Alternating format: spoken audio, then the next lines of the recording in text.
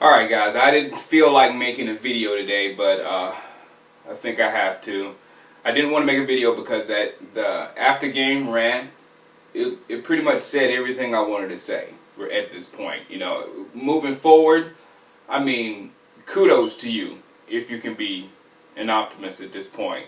And I'm just going to sit back, and if we do something, I'll be extremely happy. But in my eyes, this was the absolute worst case scenario. And what makes it worse is throughout my videos, you can actually see me anticipating this. You know, knowing, Tony Romo, will he survive the season? Knowing that if you can't block, you can't win. I had little things throughout my video that was preparing me for this to happen. I clearly said this season could be very good or very bad, and I emphasize very bad. But we are at the doorstep of very bad, and it's still tough. It's still tough because we're losers right now. Your boys, your team is they're losers, and the only thing from that video, some people were thinking that I was down talking Tony Romo, and I really wasn't.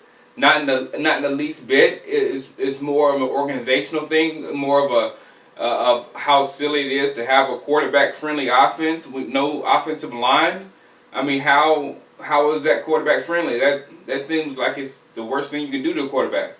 And knowing you coming in like that, not to have a backup, but some people out there wanting to believe in Kitna. I don't have anything on the board yet. I didn't feel like putting it up there, but I saw some guys on an NFL network talking up Kitna, and Kitna has an arm, he has a live arm, yeah, all that kind of stuff, but our problem is blocking. And I guarantee you, Drew Bledsoe and Brad Johnson both would have looked much better if they had some blocking.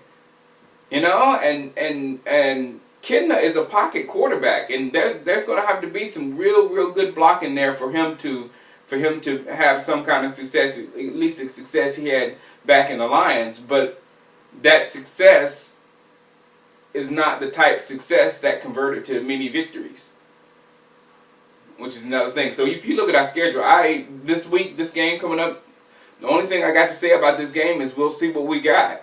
Because this is probably going to be the worst secondary we're going to face, the worst defense we're going to face. So if this offense is going to do anything, it's going to do it this week versus Jacksonville. So we'll see, kind of see what we have, in our football team come next week. But if we end up with only 3 wins at the end of the season, guys, that is a real possibility. That is a real possibility.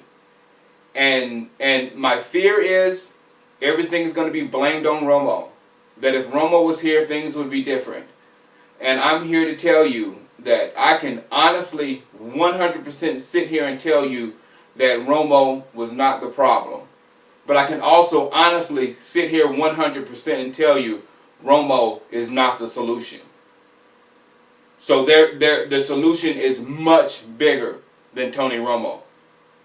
So I've been thinking about coaches, I've been thinking about draft, and the only 2 coaches that came to my mind, and put your coaches down there, only 2 coaches came to my mind that I thought would be, good, that we could probably take this team and move forward quicker, And one is Dungy.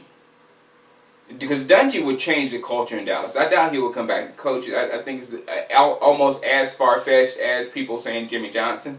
But Dungy is perfect. I know a lot of people are saying Chucky. I like him, but I'm not sure of where he will. I'm not sure about that guy. Because Keyshawn was about to punch him in the jaw his last job. And it seems like Dez could do that same thing to him. We need a strong personality. You know what I'm saying? So. And Dungy is that quiet, stern type. He's in control. Another one is a wild card, and he came to my mind when I was watching Cleveland just destroy the Saints offense. I know the Saints offense is struggling right now, but still, Rob Ryan, defensive coordinator for Cleveland Browns, he knows everything Rex knows. They're brothers. They talk about everything. Rob, he was behind the Raiders defense when the Raiders had, nothing but defense and the offense was horrible, right before McFadden.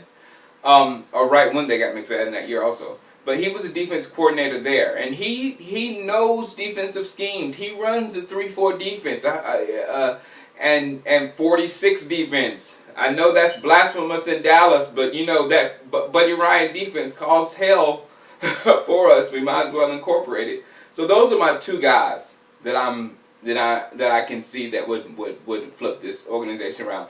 I can't. We're doing nothing with Wade. We're doing nothing with Garrett. We're doing nothing with the current regime at all. They're ruining our players. They have ruined Tony Romo to almost a point of no return.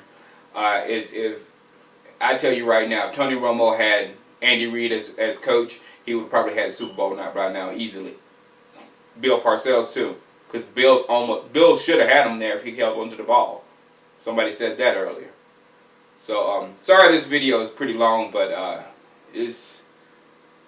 I know how you Cowboy fans feel. I'm down in the dumps. I'm bad, down in the dumps, and and I expected it.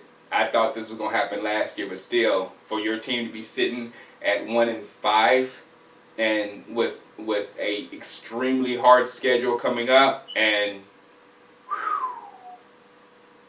it's gonna be a tough ride. All right, holla, peace.